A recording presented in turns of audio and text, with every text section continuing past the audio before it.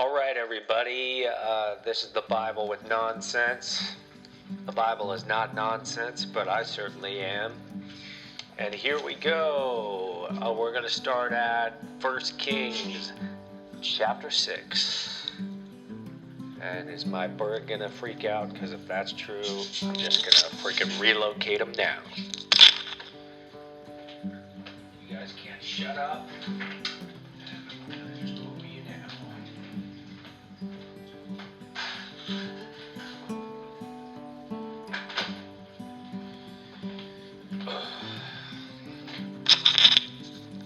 Alright, here we go. In the 480th year after the Israelites came out of Egypt, in the 4th year of Solomon's reign over Israel, in the month of Zib, the 2nd month, he began to build the temple of the Lord, he being Solomon. The temple that King Solomon built for the Lord was 60 cubits long, 20 wide, and 30 high. The portico at the front of the main hall of the temple extended to the width of the temple. That is 20 cubits and projected 10 cubits from the front of the temple. He made narrow windows high up in the temple walls against the walls of the main hall and inner sanctuary. He built a structure around the building in which there were side rooms. The lowest floor was 5 cubits wide, the middle floor 6 cubits, and the 3rd floor 7. He made the offset ledges around the outside of the temple so that nothing would be inserted into the temple walls. Let's see. He made the offset ledges around the outside.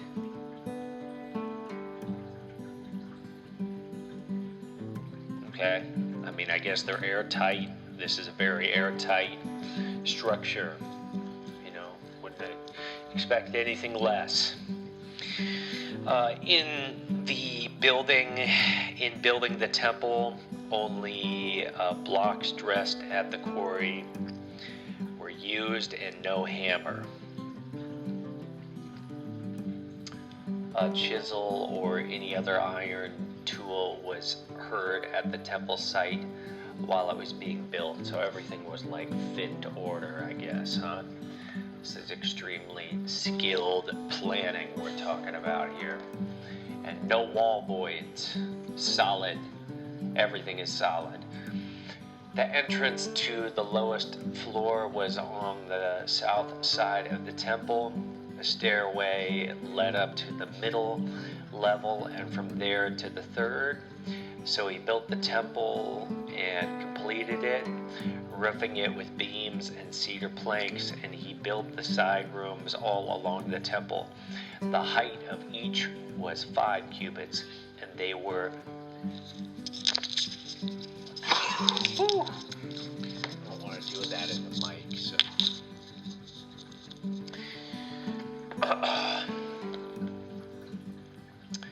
And he built the side rooms all along the temple. The height of each was 5 cubits, and they were attached to the temple by the beams of cedar. The word of the Lord came to Solomon, as for this temple you are building, if you follow my decrees, observe my laws, and keep all my commands, and obey them, I will fulfill through you the promise I gave to David your father, and I will live among the Israelites and will not abandon my people Israel. I think that reminds me of some sort of a promise that God even made to Moses or Aaron, where it's like, they will be my people and I will be their God and I will dwell among them. It's like this promise to kind of restore what Eden was originally, the Garden of Eden, where God is like chilling with Adam and Eve in the garden. And that is God's ultimate goal, that he'd be able to be with us in just the regular everyday moments. He's kind of trying to reinstate that here. So Solomon built the temple and completed it. He lined its interior walls with cedar boards, paneling them from the floor of the temple to the ceiling, and covered the floor of the temple with planks of juniper. Wonder what that looked like. Juniper, that sounds very beautiful. I wonder if that's the same as junipers here in the States.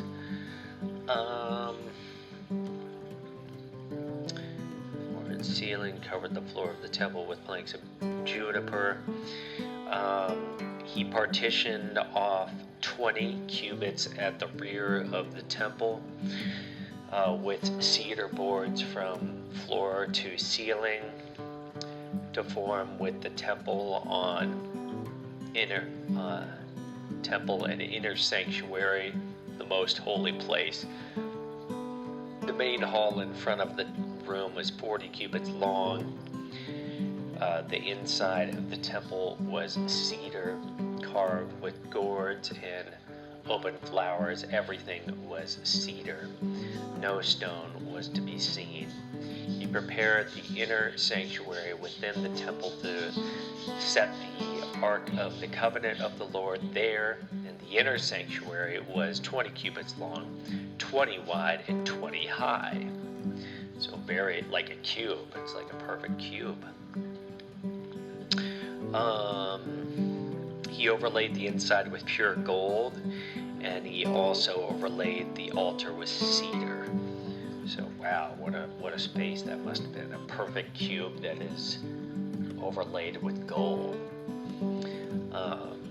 Then of course the altar is overlaid with cedar. So a very striking and very bold design. Solomon covered the inside of the temple with pure gold, and he extended gold chains across the front of the inner sanctuary, which was overlaid with gold. So he overlaid the whole interior with gold. He also overlaid with gold the altar that belonged to the inner sanctuary. And on the front end of Solomon's reign, we're just going to see how much he prizes God's temple.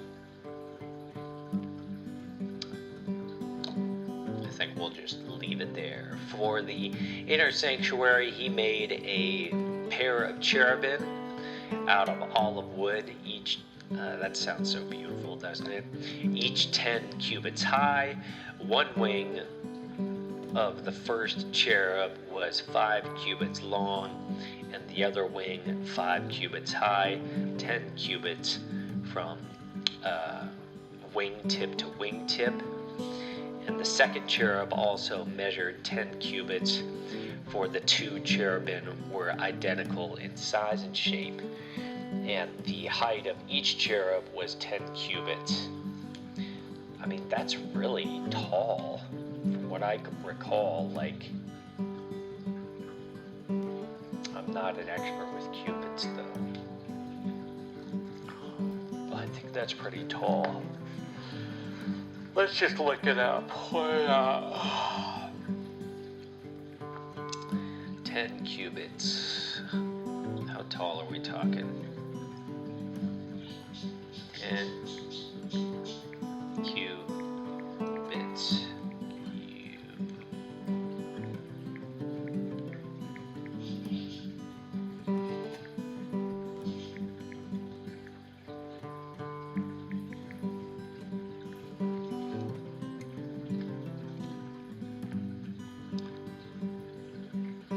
Yeah, that's really tall. So 1 cubit is basically 1.5 feet. Pretty close. So 10 cubits would be like 14 feet. So these cherub are 14 feet high.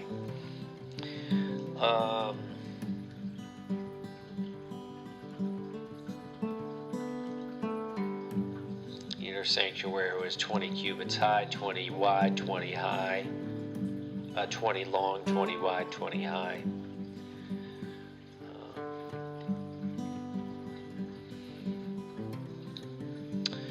Alright, for the inner sanctuary, he made a pair of cherubim out of olive wood. One wing of the first cherub was 5 cubits long, and the other wing is 5 cubits. 10 cubits from wing to wing, so 14 cubits wide, or 14 feet wide.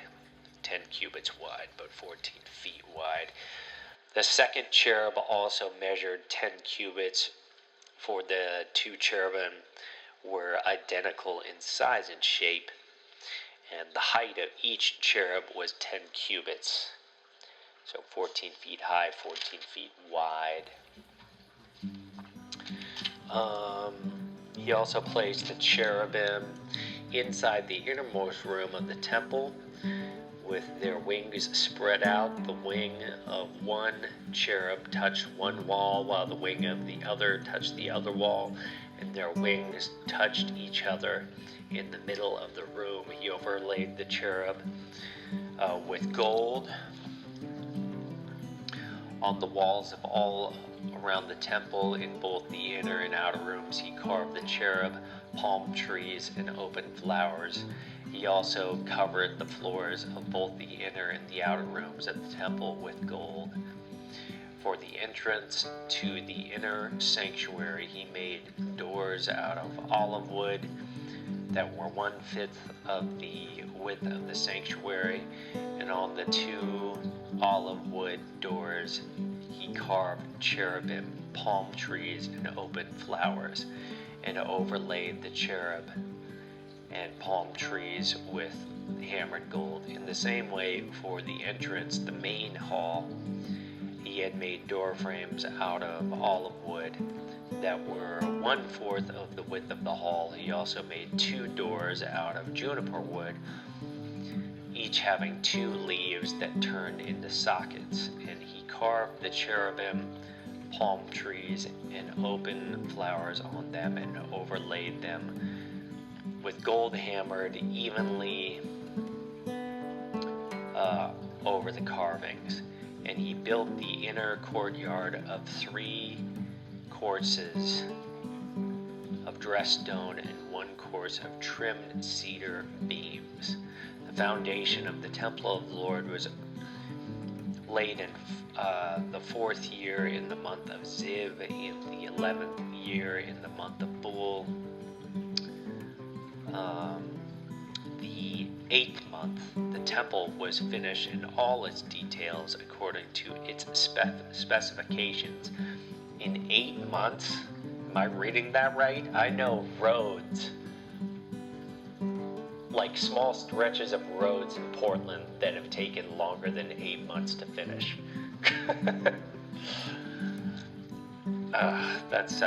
That's discouraging. There's this like stretch on my way to work that like consistently slows me down as I'm trying to get to work on time, and that's what I'm picturing as I'm seeing that this temple that was so illustrious and elaborate, and I'm guessing it was quite huge, and of course it took a lot of skill. It's finished in 8 months with like ancient tools and like architecture. Like, talk about putting us to shame in our day. At least out here in Portland, Oregon, I'm telling you, our roads go slower and they don't look nearly as pretty. I'm not degrading my my construction buddies too much, but geez, because it does look okay. It looks good. But that's crazy, man. You just have to see it.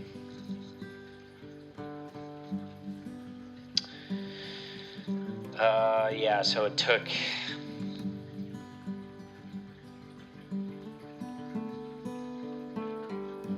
the 11th year in the month of Bul, the 8th month, the temple was finished. So I don't know if they're trying to say that took 11 years and 8 months. I don't know what Bul means, the 11th year in the month of Bul. But I'm really hoping for Portland, Oregon's sake, I'm hoping that this project took 11 years and 8 months. Because if it just took 8 months, I'm telling you, all its details according to its specifications, he had spent 7 years building it. And this really also reminds me of the second half of the book of Exodus. And we haven't read Exodus, we haven't read any of the Torah yet. But if you have read Exodus, or if you want to read it, you know that the first half of Exodus is all about the Exodus. It's the first few chapters are talking about Moses and how he was saved from being killed as a baby, and that he's brought up, and then God calls him to lead Egypt out, and all the way to like chapter 20 or 21. Finally, the Ten Commandments are given to Israel after the plagues come down and they're delivered out of Egypt. And then the Red Sea parts, and then the Red Sea crashes down on Egypt. And then, of course, we got the Ten Commandments, and God starts talking about the law a little bit. But towards the second half of Exodus, there is quite the description. I'm trying to remember those two skilled craftsmen, and I believe they're from the tribe of Levi, who are like artisans, and they make the tabernacle and the tent of meeting and all of that. It's a very beautiful description of how God wants the tabernacle to be put together. And this really reminds me of that. You just get an idea of how much care and honor Solomon is trying to pour into this temple.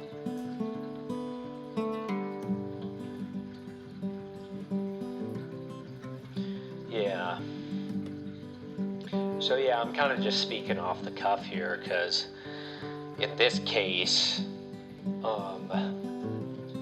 now Solomon is kind of doing his thing here. I don't think God is particularly instructing Solomon to do this exact stuff. I don't see God actually saying, do it like this. Solomon is just basically making a design that he likes and making it as excellent as his mind can conceive. Where in the second half of Exodus, God gives very clear instructions as to how to do things. There might be some artistic liberty, but I think for the most part, God is the one who draws up the specifications, where here it looks like Solomon is the one who kind of determines that. But either way, I think just how elaborate it is. In this case, it's Solomon trying to give honor to God with the way that he sees God worthy of respect and honor and glory. A design that illustrates God's glory.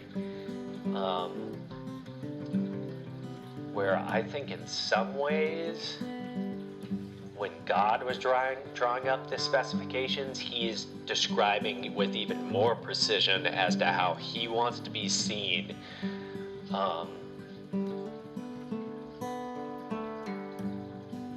In accordance with like how he describes how the tabernacle is going to be put together in the second half of Exodus. It's like artistic expression when you see like an artist, like a famous artist, wear a certain type of like costume. We see this all the time in pop music now, or rock stars wear something to make a statement. God adorns his temple with certain things in order to make a statement about his nature. And in some ways, I still just think the second half of Exodus is more powerful than Solomon's engineering here.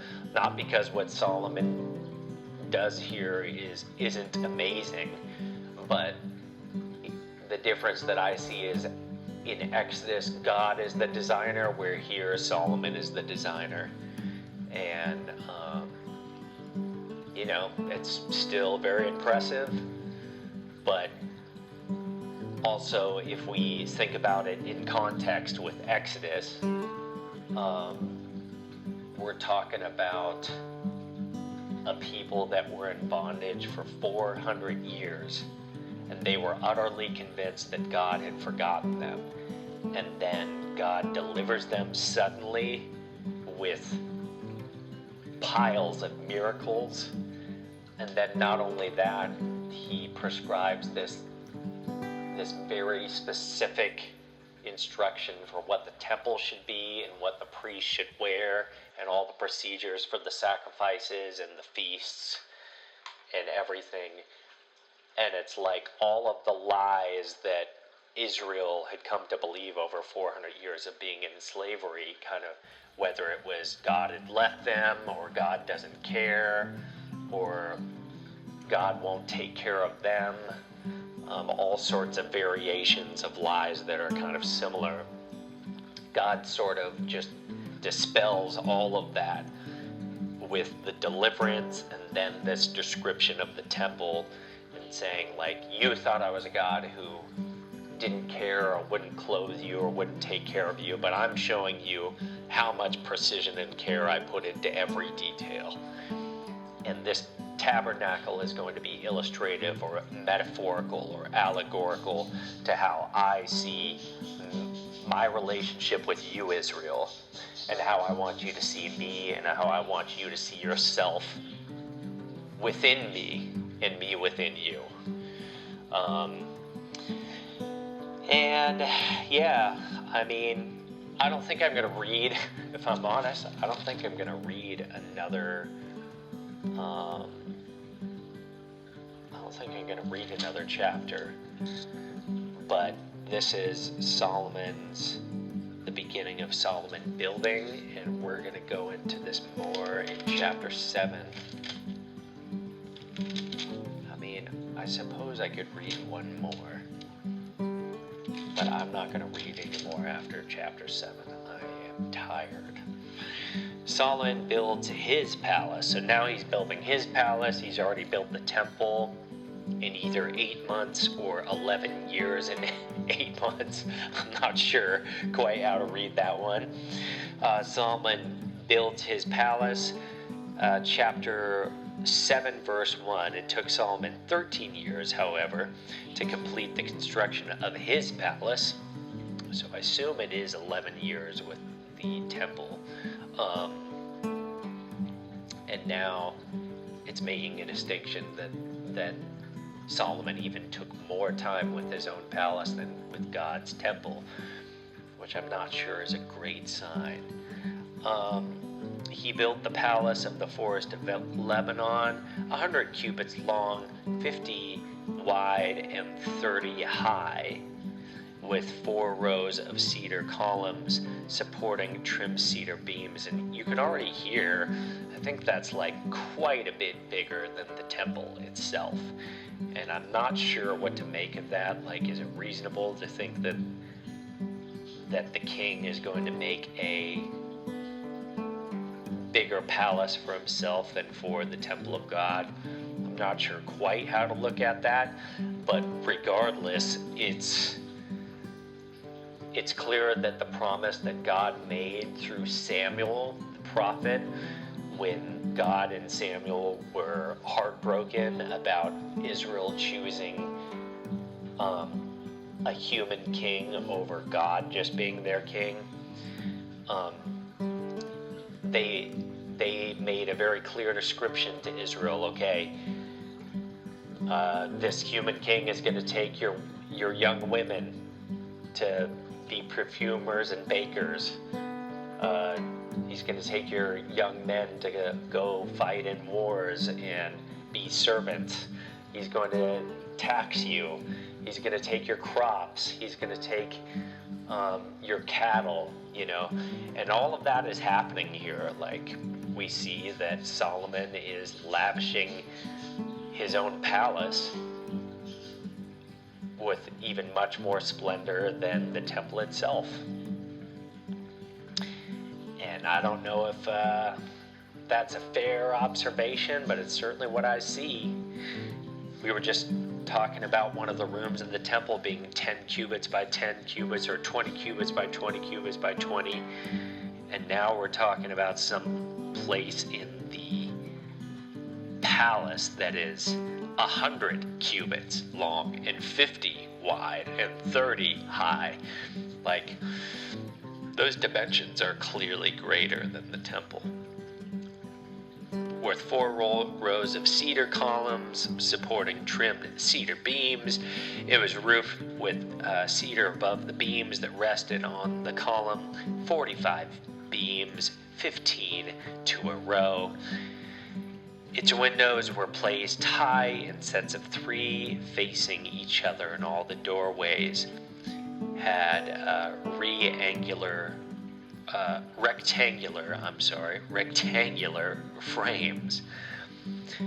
They were in part in the sets of 3 facing each other. He made a colonnade 50 cubits high, 50 cubits long and 30 wide. In front of it was a portico, and in front of that were pillars and an overhanging roof. He built the throne hall, the hall of justice, where he was to judge, and he covered it with cedar from floor to ceiling. I mean, gosh, it sounds beautiful, doesn't it? And the palace in which he was to live, set farther back, was similar in design. Solomon also made a palace like this hall for Pharaoh's daughter, whom he had married. So, like, foreign wives. And in Solomon's defense, like, there's probably more. I don't know if this is true. I'm not going to think that. I'm not going to say it. I mean, maybe you could argue that there'd be more employees needed for a royal palace than a temple, but I don't know. I think a temple needs a lot of employees because so many people are bringing sacrifices in day out. All these structures, from the outside to the great courtyard and from foundation to eaves, were made of blocks of high-grade stone cut to size and smooth on the inner and outer faces. The foundations were laid with large stones of good quality, some measuring 10 cubits and some 8. Above were high-grade stones cut to size and cedar beams. The great courtyard was surrounded by a wall of 3 courses of dressed stone and 1 course of trimmed cedar beams, as was the inner courtyard of the temple of the Lord with its portico. The temple's furnishings, this is King Solomon sent to Tyre and brought Huram, whose mother was a widow from the tribe of Naphtali and whose father was from Tyre and a skilled craftsman in bronze. Huram was filled with wisdom.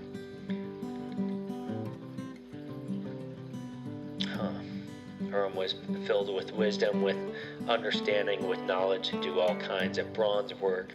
He came to King Solomon and did all the work assigned to him. He cast 2 bronze pillars, each 18 cubits high and 12 cubits in circumference. He also made 2 capitals of cast bronze to set on the tops of the pillars. Each capital was 5 cubits high. A network of interwoven chains adorned in the capitals on top of the pillars, 7 for each capital. He made pomegranates in 2 rows encircling each network to decorate the capitals on top of the pillars. He did the same for each capital. The capitals on top of the pillars in the portico were in shape of lilies, 4 cubits high, and on the capitals of both pillars above the bowl-shaped part next to the network were the 200 pomegranates in rows all around. He erected the pillars at the portico of the temple, and the pillar to the south he named Jachin, and the one to the north Boaz, which is the husband of Ruth, if you remember, who is eventually is going to be, Boaz is technically probably like Solomon's great-great-grandfather or something like that. Great-great-great. Capitals on top were the shape of lilies, and so the work on the pillars were completed. He made the sea of cast metal, circular in shape, measuring 10 cubits from rim to rim and 5 cubits high. It took a line of 30 cubits to measure around it.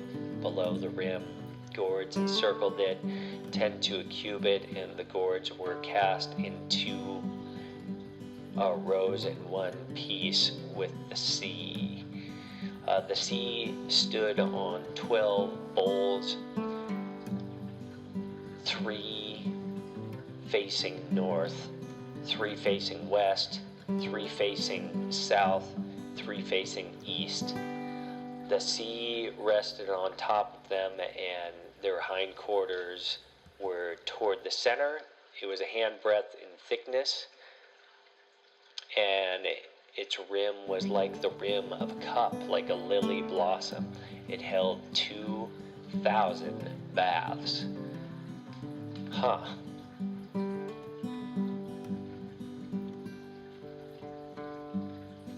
The sea.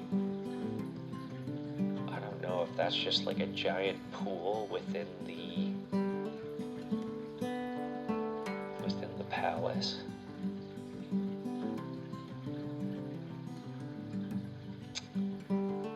Maybe. He also made 10 movable stands of bronze. Each was 4 cubits long, 4 wide, and 3 high. This is how the stands were made. They had side panels attached to the uprights. On the panels between the uprights were lions, bulls, and cherubim, and on the uprights as well, above and below the lions and bulls, were wreaths of hammered work. Each stand had 4 bronze wheels with bronze axles, and each had a basin resting on 4 supports cast with wreaths on each side. On the inside of the stand there was an opening that had a circular frame 1 cubit deep, and this opening was round, and with its base work it measured 1.5 cubits. Around its opening there was engraving, and the panels of the stands were square, not round, and the 4 wheels were under the panels, and the axles of the wheels were attached to the stand. The diameter of each wheel was 1.5 cubits, and the wheels were made like chariot wheels. The axles, rims, and spokes and hubs were all of cast metal, and each stand had 4 handles, 1 on each corner, projecting from the stand. At the top of the stand there was a circular band 1/2 cubits deep, and the supports and panels were attached to the top of the stand. He engraved cherubim, lions, and palm trees at the surfaces of the support in the panels in every available space, with wreaths all around. It would be really interesting. We really don't have the time to do this right now, but it'd be interesting to juxtapose the descriptions of the tabernacle at the end of Exodus. And I don't know if Leviticus describes that as well, or if it's just all in Exodus. But it'd be interesting to know if palm trees are described, cherubims, lions, and palm trees are described in the specifications of the temple in Exodus. And also, I think there's another like new temple that's described at the end of Ezekiel.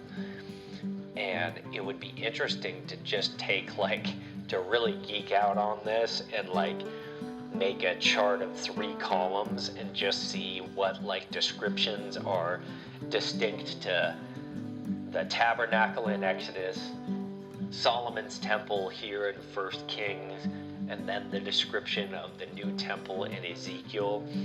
And I'm not sure, I don't think there's really a description in Revelation that's that detailed, but at least those 3, and just see what the differences are and what the similarities are. Because I don't know if cherubim, lions, and palm trees are in common in all 3. I want to say that certainly palm trees are, but I don't know. I can't say any of that with authority right now. I think I just don't remember.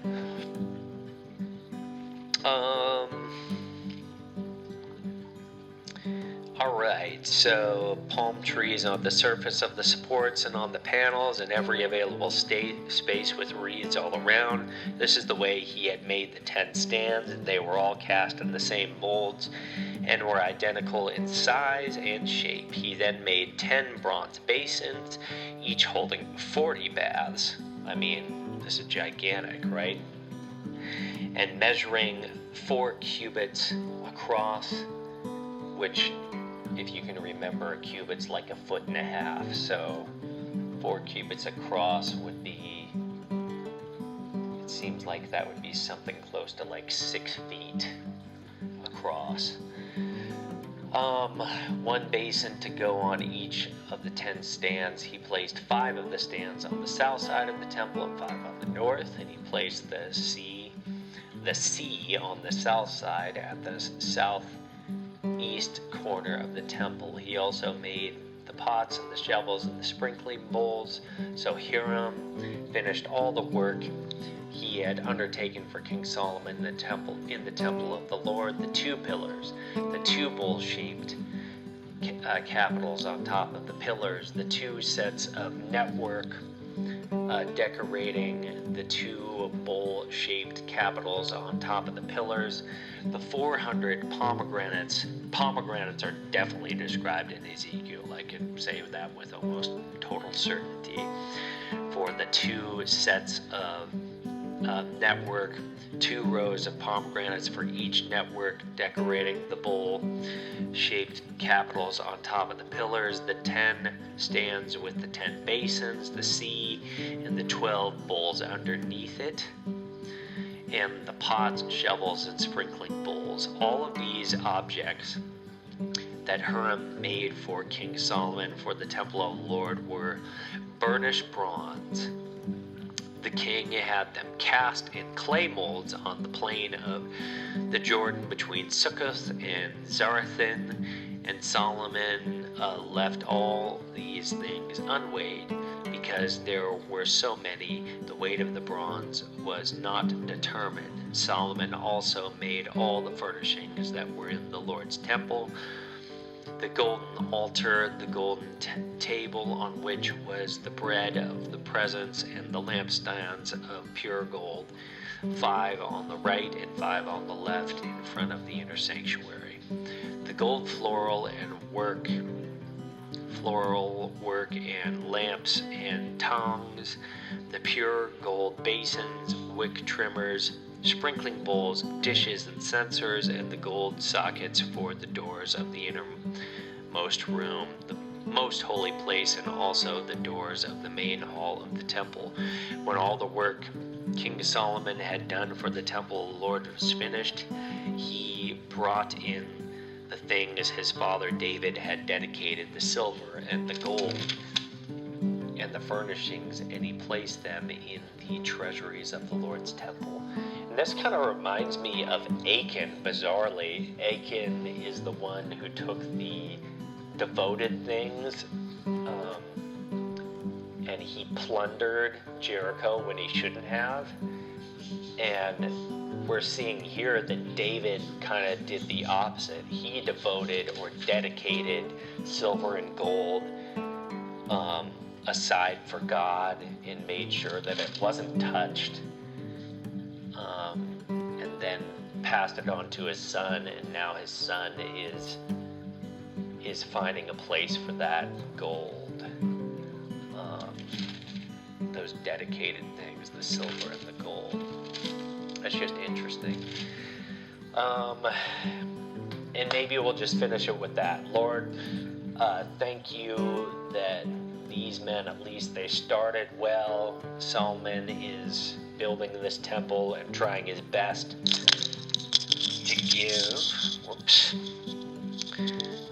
to give his very best to you. And even holding on to a legacy that he got from David. I pray, Lord, you would show us how to do something similar. Catch you guys later. See ya chapter 8 next time.